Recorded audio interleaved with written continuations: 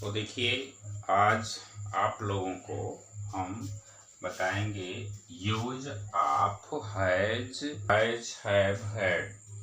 तो use of have had का प्रयोग आपको कहाँ पर करना होता है, यह ट्रांसलेशन में कैसे किस टेंस में होता है, इसके बारे में हम बताएंगे। इसके पहले हमने बताया है वर्ब टू बी का, जिसमें है इज, एम, आर और साथ ही साथ वाज, वेयर का। तो हैज का प्रयोग हम करते हैं प्रेजेंट परफेक्ट टेंस में। प्रेजेंट परफेक्ट,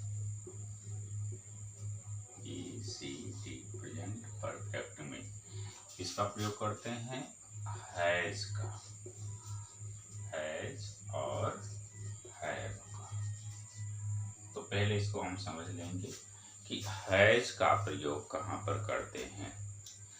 हैज का प्रयोग हम प्रेजेंट के परफेक्ट में करते हैं, जिसमें वाक्य के अंत में चुका है, चुके हैं, लिया है, दिया है, खाया है, पिया है, सोया है, रोया है इत्यादि शब्द आते हैं।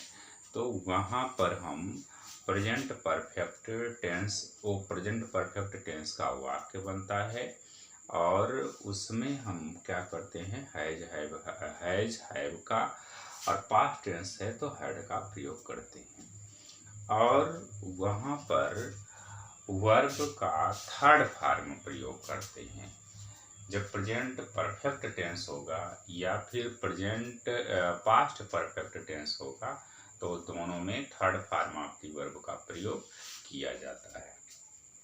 लेकिन यह जो हैज हैव है, यहाँ पर इसके लिए हम जब किसी भी वाक्य में पास शब्द आता है तो उसके लिए किया जाता है। हैज हैव हैड, प्रेजेंट है तो हैज हैव और पास्ट है तो हैड, और वहाँ पर हम पास के लिए इनका प्रयोग करते हैं। यह हो गया पास के लिए प्रयोग करते हैं। और दूसरा प्रयोग है कि हैज का प्रयोग हम सिंगुलर सब्जेक्ट के लिए करते हैं। सिंगुलर सब्जेक्ट, अब ये सिंगुलर सब्जेक्ट मतलब क्या होता है? सिंगुलर सब्जेक्ट का मतलब होता है एक वचन करता। जैसे सभी लोग जानते हैं कि नंबर दो होते हैं, सिंगुलर नंबर और प्लूरल नंबर, मतलब होता है एक वचन और बहुवचन। तो एक वचन का कर्ता जो होता है उसी को सिंगुलर सब्जेक्ट कहते हैं। एक वचन के कर्ता कौन कौन से होते हैं? ये है ही, सी, इट और ने, ये हो जाते हैं एक वचन का कर्ता, यानी कि सिंगुलर सब्जेक्ट। अब सिंगुलर सब्जेक्ट जो है उसके बाद क्या आता है? ये सिंगुलर सब्जेक्ट हो गया। अब बाकी बचा प्लूरल सब्जेक्ट। अब प्लूरल सब्जेक्ट कौन कौन होते हैं? प्लूरल सब्जेक्ट होते हैं आई, वी, उसके बाद यू और उसके बाद दे। ये हो गया प्लूरल सब्जेक्ट। इसी को कहते हैं प्लूरल सब्जेक्ट। अब प्लूरल सब्जेक्ट मीन्स क्या होता है? प्लूरल सब्जेक्ट मीन्स होता है बहुवचन कर्ता। मतलब एक होता है सिंगुलर नंबर और दूसरा होता है प्लूरल नंबर। तो सिंगुलर सब्जेक्ट जुड़ जाता है हैज से और प्लूरल सब्जेक्ट जुड़ जाता है हैव से। ये हम प्रेजेंट टेंस के बारे में बता रहे हैं कि अगर वह प्रेजेंट टेंस हो और उसका परफेक्ट हो। लेकिन यहाँ पे हमको जो हम use of has have had बता रहे हैं उसमें हमको प्रेजेंट परफेक्ट से मतलब नहीं है, क्योंकि हमको इसमें वर्ब का फर्स्ट फॉर्म, वर्ब का थर्ड फॉर्म, वर्ब का सेकंड फॉर्म नहीं जोड़ना है। ये हैज और हैव का प्रयोग हमको इसलिए करना है, ऐसे वाक्यों में करना है जहाँ वाक्य में हिंदी में पास लिखा हो, तो उसी पास के लिए हम हैज हैव का प्रयोग करते हैं। और उसके पहले हमको यह देखना पड़ेगा कि जो हमारा सब्जेक्ट है वह सिंगुलर नंबर है या प्लूरल नंबर है। अब जैसे मान लीजिए कि एक वाक्य है कि उसके पास एक पुस्तक है, उसके पास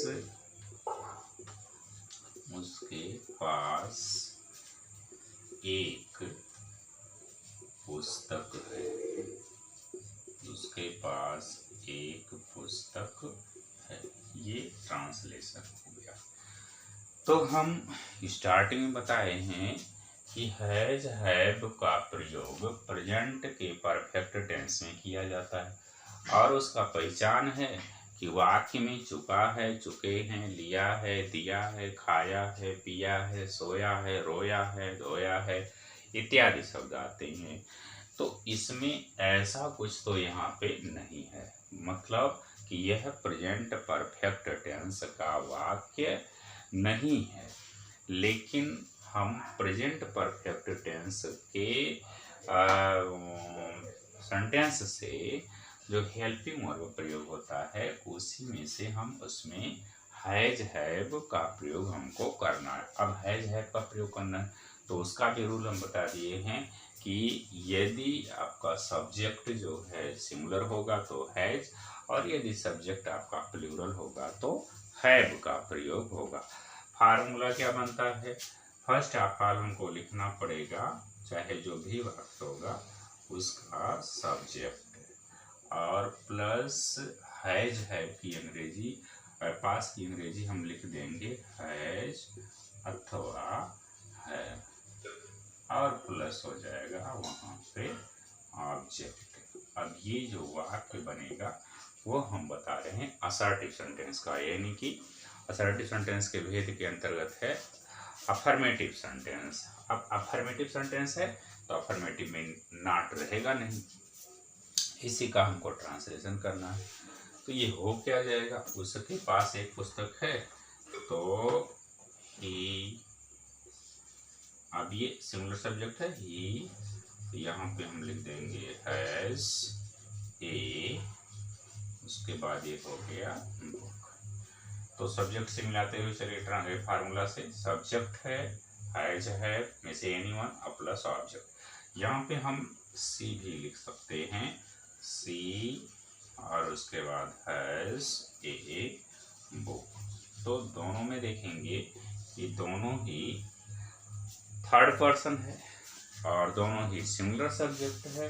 तो ऐसे में चाहे ही हो चाहे सी हो, अगर क्लियर है कि वो पुरुष है, लड़का है तो ही, और लड़की है, महिला है तो वहाँ पे सी हो जाएगा। और फार्मूला करा पहले सब्जेक्ट, तो यहाँ पे सब्जेक्ट हो गया, उसके बाद हैज हैव में से एनीवन, ये हमारा सिंगुलर सब्जेक्ट है इसलिए हैज है हो गया, फिर उसके बाद ऑब्जेक्ट है तो ये ऑब्जेक्ट हो गया। और अब यहाँ पे हम देखेंगे उसके की अंग्रेजी हो गया यहाँ पे ही और इसमें सी, और पास की अंग्रेजी हो गया हैज हैज, फिर ए बुक है तो ये अंग्रेजी हो गया, और फिर बुक है या इज एम आर की अंग्रेजी लिखने की कोई आवश्यकता नहीं है। इज एम आर की अंग्रेजी हम उस वाक्य में बताए हैं जहाँ पर कि इज एम आर मुख्य वर्ग के रूप में जुड़ करके और वाक्य को पूरा करता है। तो यहाँ पर मुख्य वाक्य के लिए नहीं, केवल उसके पास के लिए ही हमको हैज हैव का प्रयोग करना है। अब दूसरा वाक्य देखेंगे, ये तो मान लीजिए वो हो गया थर्ड पर्सन का सिंगुलर सब्जेक्ट का, उसके पास है, उसके बाद दूसरा एक है कि तुम्हारे पास एक अच्छा पेन है, तो क्या कर देंगे, लिख देंगे you have a good pen. तुम्हारे पास एक अच्छा पेन है, तुम्हारे पास एक अच्छी पुस्तक है, तुम्हारे पास एक अच्छी घड़ी है, तुम्हारे पास एक अच्छा बॉल है, ऐसे करके कुछ हो तो उसमें लिख देंगे। तो ये हो गया अफर्मेटिव। अब मान लीजिए वह वाक्य निगेटिव हो या मान लीजिए उसके पास एक अच्छी पुस्तक थी। तो अगर उसके पास एक अच्छी पुस्तक थी तो यहाँ पे हम जहाँ पे हम हैज लिखे हैं मात्र इसी के स्थान पे हैड आ जाएगा। क्यों? क्योंकि यह पास्ट टेंस में यूज किया जाता है। हैज हैव का प्रयोग प्रेजेंट टेंस में और हैड का प्रयोग पास्ट टेंस में किया जाता है। तो उसके पास एक अच्छी या उसके पास एक पुस्तक है तो प्रेजेंट हो गया। उसके पास एक अच्छी पुस्तक थी तो वहां पे क्या कर देंगे, हैज को चेंज कर देंगे, हैड हो जाएगा। तो इस तरह से आपको क्या करना होगा, अफर्मेटिव सेंटेंस का अफर्मेटिव सेंटेंस के वाक्य का ट्रांसलेशन करना होगा। अब यदि ये हो कि उनके पास एक अच्छी पुस्तक नहीं थी तब क्या कर देंगे, यहाँ देखेंगे उनके पास तो वो क्या हो जाएगा, he has, और यहीं पे तुरंत नॉट का प्रयोग करेंगे। यानी कि जो हमारा हेल्पिंग वर्ब होगा हैज हैव हैड, उसके बाद हम नॉट का प्रयोग करेंगे और उसके बाद जो है हम ऑब्जेक्ट जो होगा उसके बिफोर में नॉट का प्रयोग कर देंगे तो हमारा वाक्य वह बन जाएगा निगेटिव। दूसरा है कि अच्छा मान लीजिए ये तो निगेटिव बन गया। निगेटिव बनने के बाद यदि वह वाक्य इंट्रोगेटिव हमको बनाना है तो जो हेल्पिंग वर्ब में जो प्रयोग करते हैं अफर्मेटिव में उसी को हम निगेटिव में लेते हैं और वो आता कैसे, अकॉर्डिंग टू सब्जेक्ट। और उसी वाक्य को फिर हम क्या करते हैं कि हैज हैव ही वाक्य में क्या का भी काम करता है। यानी कि क्या उसके पास एक अच्छी पुस्तक नहीं है, क्या तुम्हारे पास एक अच्छी घड़ी नहीं है, क्या तुम्हारे पास एक अच्छा क्या कहते हैं कॉपी नहीं है।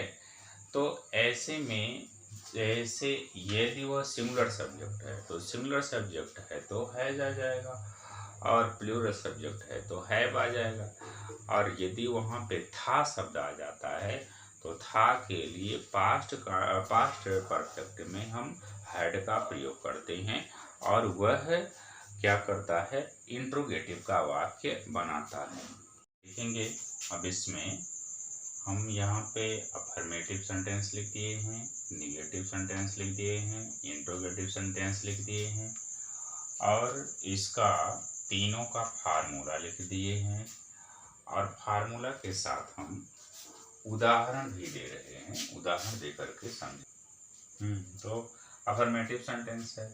अब जो अफर्मेटिव सेंटेंस है उसका फार्मूला है, सबसे पहले सब्जेक्ट है, उसके बाद है हैज हैव हैड।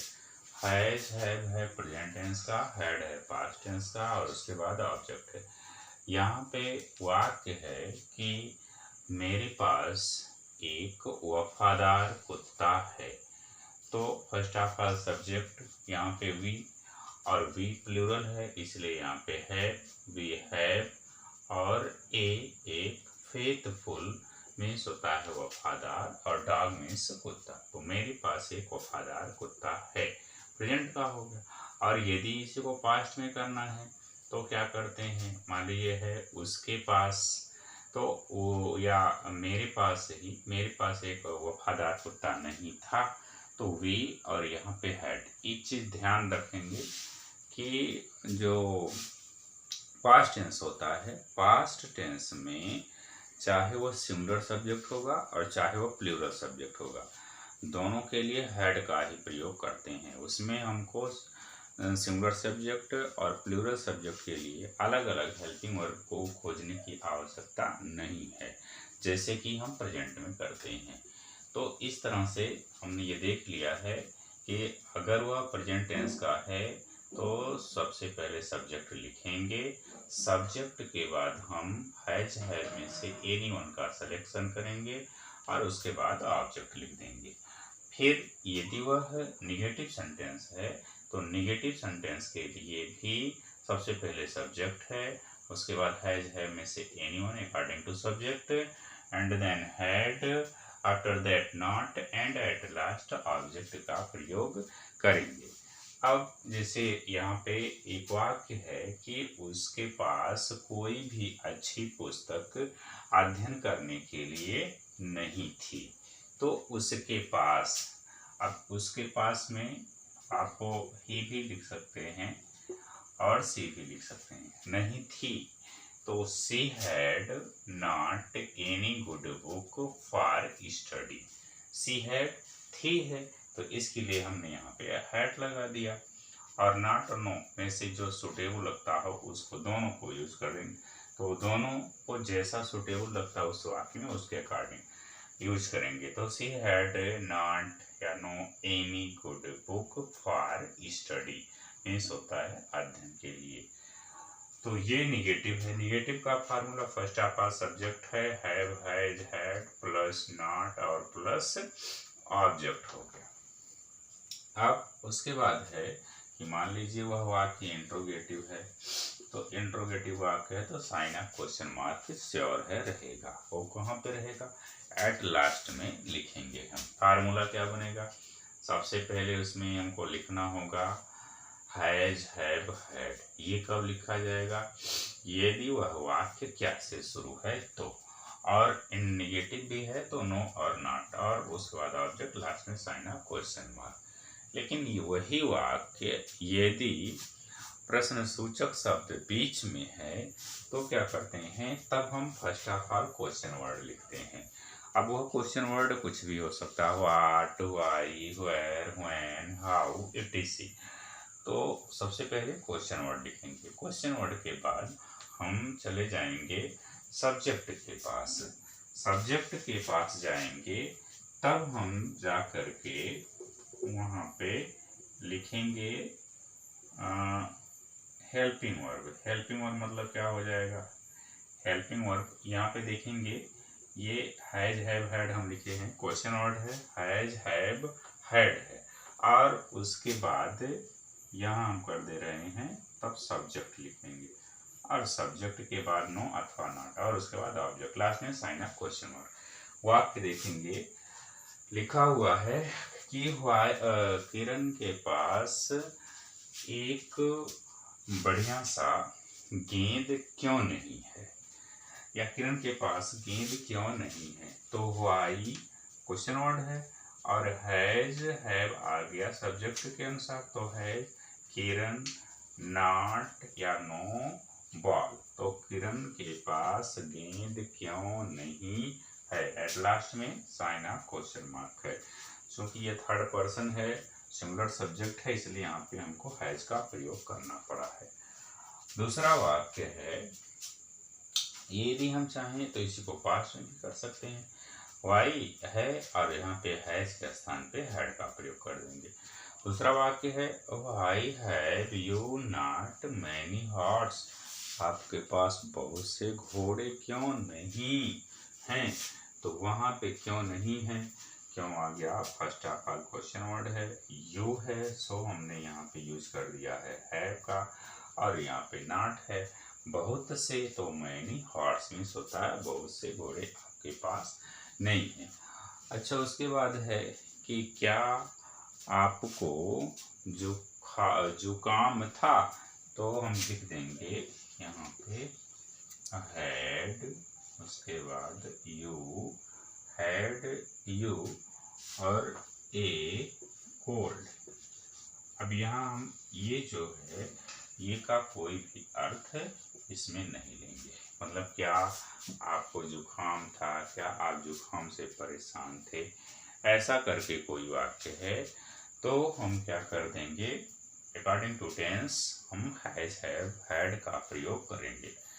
तो देखेंगे हमने आज यहाँ पे ये समझाने का प्रयास किया है कि जिस भी वाक्य में पास शब्द आता है यानी कि वो अधिकार दिखाता है, वह पास्ट टेंस है या फिर प्रेजेंट टेंस है।